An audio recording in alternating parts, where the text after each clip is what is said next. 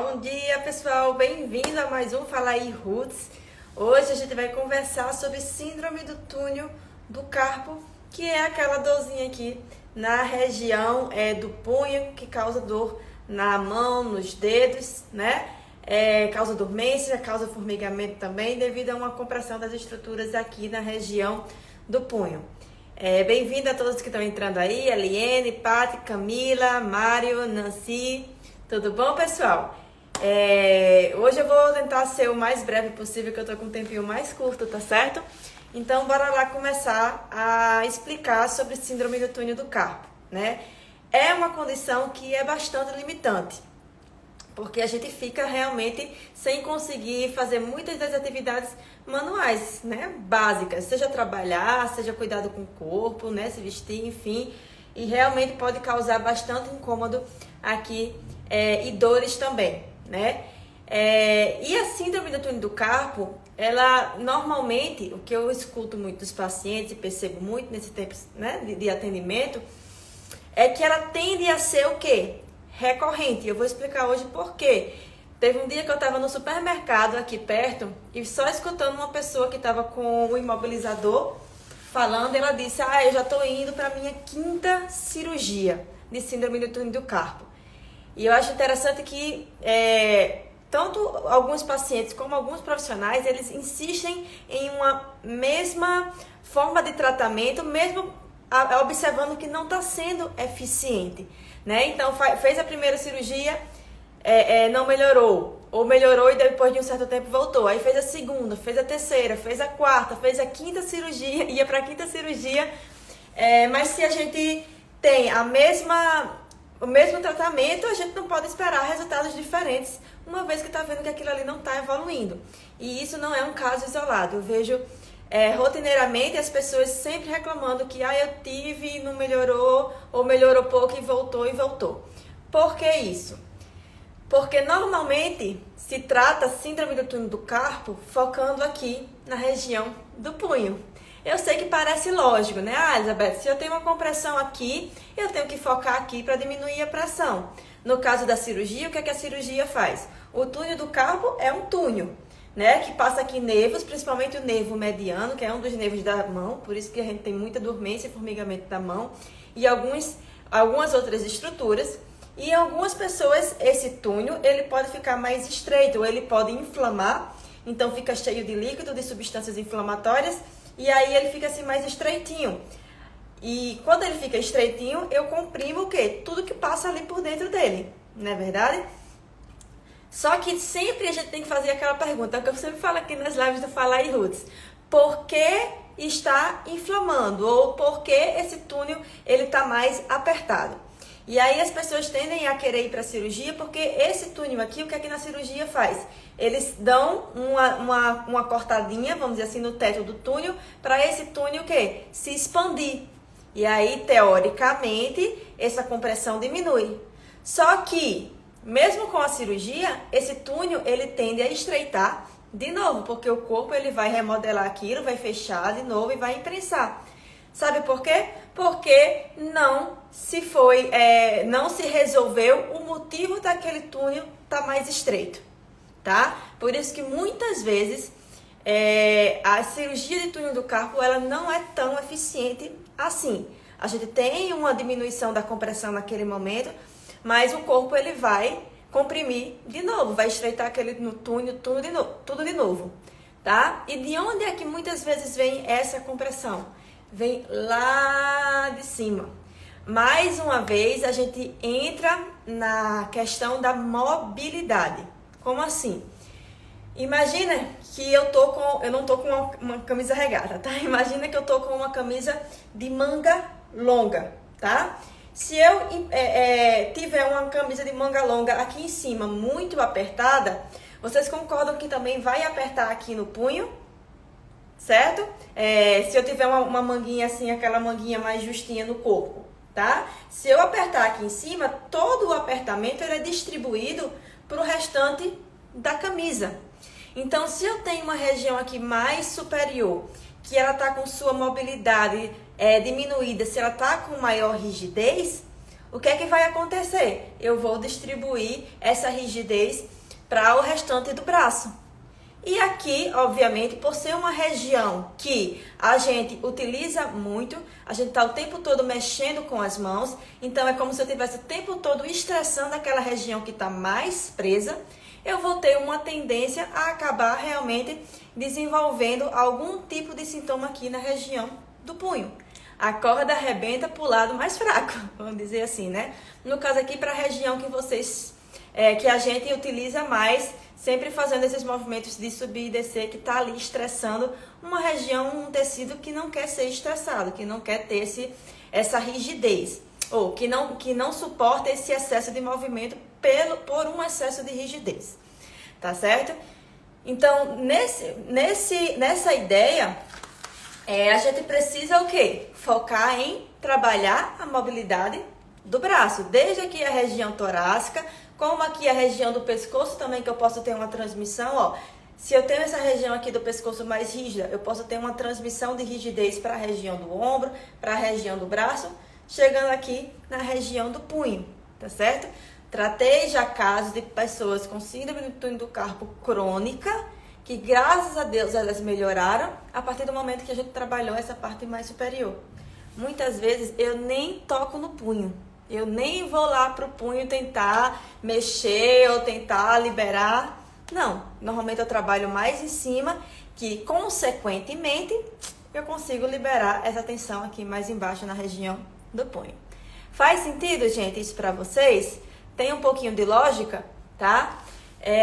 Um segundo fator que a gente tem que focar também é sobre a parte da musculatura, dos desequilíbrios musculares.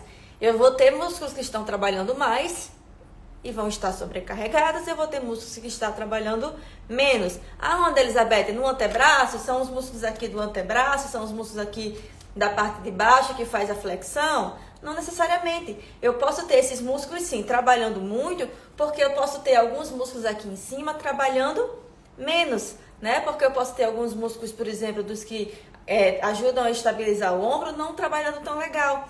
Então eu posso ter o quê? Eles pedem ajuda, ei fulaninho, entra aí em ação, já que ciclaninho aqui não está querendo trabalhar. Então eu posso ter uma sobrecarga assim dos músculos aqui do antebraço que estão trabalhando a mais por uma falta de atividade dos músculos do ombro. E mais uma vez, vamos lá para a minha lógica.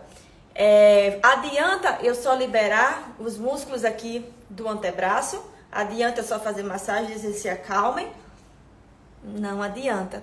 O que seria algo mais eficiente? Eu conseguir acionar os músculos que estão faltando, os músculos aqui da região do ombro, grande dorsal, que a gente não sabe, mas muita gente não tem esse músculo acionado, porque no nosso dia a dia a gente não estimula esse músculo. Seria o músculo de se pendurar, de se puxar, por exemplo, de se empurrar do chão. Só que a gente, como não faz esses estímulos mais hoje em dia, toda essa musculatura aqui, ela tende a não trabalhar tão bem. E aí a musculatura do braço vai sofrer. Então, se eu conseguir acionar esses músculos e focar em trabalhar a musculatura mais aqui superior, eu vou ter um descanso dessa musculatura aqui, o quê? Mais de baixo. E aí eu vou também ter uma melhora dos meus sintomas, tá certo? Então, o ponto-chave da síndrome do túnel do carpo, ela é focar o tratamento para além do punho, para além do túnel do carpo, tá? Trazendo essa visão mais aqui para a parte de cima. Em outras lives, a gente já mostrou exercícios para essa região superior. Lembra do exercício do reloginho, por exemplo? É um exercício que eu gosto de utilizar muito para essa região aqui superior. Outro exercício que eu gosto muito de usar com os pacientes para liberar essa região aqui superior é o exercício para soltar, para mobilizar, na verdade, a cápsula anterior do ombro. Essa região aqui mais frontal, é onde a gente tem os músculos peitorais inseridos. Normalmente é uma região tensa, que é aquela ideia de que a maioria das pessoas tem esse ombro enroladinho. Aí esse ombro enroladinho é justamente por essa tensão aqui anterior. Então, eu gosto de fazer um exercício, deixa eu mostrar aqui pra vocês, gente. Eu acho que vai dar pra ver aqui. Deixa eu levantar aqui pra mim. Opa, apertei um botãozinho aqui que não deveria. Eu gosto de usar assim, ó, numa paredezinha, que eu tenho aqui uma quina, aí eu peço para o meu paciente colocar assim a mão atrás da cabeça, se posicionar de frente, e ele vai o quê? Só fazer essa girada, né? Fazer essa rotação. Quando eu faço esse giro do tronco, eu mobilizo, quando eu vou e volto, eu mobilizo essas estruturas aqui da frente do ombro. Então, eu consigo o quê? Trabalhar a mobilidade dessa região anterior aqui do ombro. Deixa eu voltar aqui. Que de contrapartida, em contrapartida, eu vou conseguir o quê? Soltando também toda a manga longa que tá presa, tá? Então, o reloginho, que eu não vou mostrar aqui, hoje eu tô com um pouquinho menos de tempo, mas eu já mostrei em outras postagens e... Eita, tá caindo agora o celular. Outras postagens e outras lives que eu fiz. Pronto, agora o celular ficou. Então eu não vou mostrar de novo, tá? Mas o reloginho é um exercício que eu gosto de utilizar muito. Esse aqui que eu mostrei, que é para a região anterior do ombro, eu também gosto de trabalhar muito. Tá caindo o celular. Tem que comprar o tripé. E exercícios para mobilidade e exercícios também, como eu falei, para o quê? Acionar essa musculatura. Ombro e grande dorsal, tá? Que eu também já mostrei aqui em outros episódios. Por exemplo, lembra um que eu mostrei de empurrar a mão, empurrar o corpo para cima, esticar a perna para frente e voltar? Toda vez que eu tô nesse apoio aqui, ó, minha perna tá solta, eu tô o quê? Ativando bastante os músculos do ombro e ativando bastante esses músculos daqui. Então, dependendo do nível, claro, gente, tá? Esses exercícios têm progressões e têm regressões. Por quê? Depende do nível da dor de cada paciente. Tem paciente que não vai aguentar fazer essa pressão na mão. Então, eu consigo regredir, eu consigo aliviar esses exercícios, tá?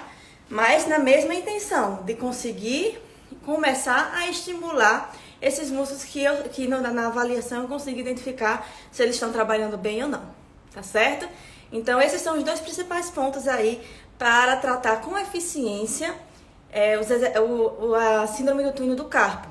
Eu posso ainda adicionar o quê? Alguns exercícios de mobilização neural, que é pro nervo, vamos dizer assim, né? Para diminuir o nível de irritabilidade do nervo. Que aí eu vou trazer algumas postagens em relação a isso aí. Tá certo? Eu tenho há 5 anos túnel do carpo, que a médica falou para operar, mas com físio e yoga estou sem dor e sem operar. Vocês são maravilhosos. Show de bola, tá? Prova como você fez a físio e o yoga, por exemplo, é uma atividade que trabalha muito a mobilidade, que você também trabalha muito o quê? Esses músculos que ajudam a estabilizar, né? Porque você tem que se manter em determinada posição, aquelas trocas de posição do yoga. Faz justamente o que eu estava falando aqui, de acionar esses músculos. Foi provavelmente como ajudou você a melhorar da síndrome do túnel do carpo sem cirurgia. Agradeço muito o relato, tá? Porque é isso mesmo. Bursite e tendinite é a mesma coisa, sem dor por causa da fisioterapia. Tudo vai ter a mesma raiz. Tá certo? Tudinho é uma questão muitas vezes de mobilidade e de acionar músculos que não estão trabalhando tão legal e estão sobrecarregando outros. Quando a gente ajeita essa bagunça, tchau dor. Sem cirurgia, sem operar, sem muita dor de cabeça também, sem ser aquele tratamento, né, que parece que não tem fim. Não, os resultados eles normalmente vêm rápidos, tá? Minha média de atendimento aqui para os pacientes são 3 sessões. A média, né? 5 sessões, dificilmente passa disso. Um caso ou outro mais específico que eles demandam mais tempo. Mas a maioria vai ficar nessa média aí de 3 sessões, 5 sessões. Então não é um tratamento tão longo assim. E desde a primeira sessão normalmente já se tem resultados, né? De pelo menos 70% de melhora da dor na primeira sessão. É a minha média aqui com os pacientes. Tá? Não é mágica, não é nada de outro mundo. É uma questão de avaliar direitinho, desfocar do local da dor, olhar de uma forma mais global e a gente achar onde está o problema em si, não onde está o sintoma. Onde está o sintoma a gente já sabe, tá doendo, né? Então a gente tem que ir realmente aonde está a causa do problema para a gente ser mais eficiente. Aí, tá certo, gente? Como eu disse, essa live ia ser bem mais curtinha hoje, porque Eu tô com um pouquinho de tempo. Eu vou encerrar por aqui. Espero que vocês tenham gostado, espero que tenha ajudado aí a clarear um pouco mais as ideias. Seja você paciente que sofre desse problema, seja você físio que tem interesse também por esse assunto aí. Eu espero que tenha super ajudado vocês. E a gente vai se encontrar de novo. O próximo Fala aí Roots é na próxima quarta, mas quinta-feira tem uma habilidade Roots que é 15 minutinhos aí pra gente se movimentar juntos. Tá bom? Então vejo vocês quinta-feira, 12h20, para se movimentar junto comigo e destravar o corpo. E obrigada, bom dia a todos e bom trabalho. Tchau, tchau!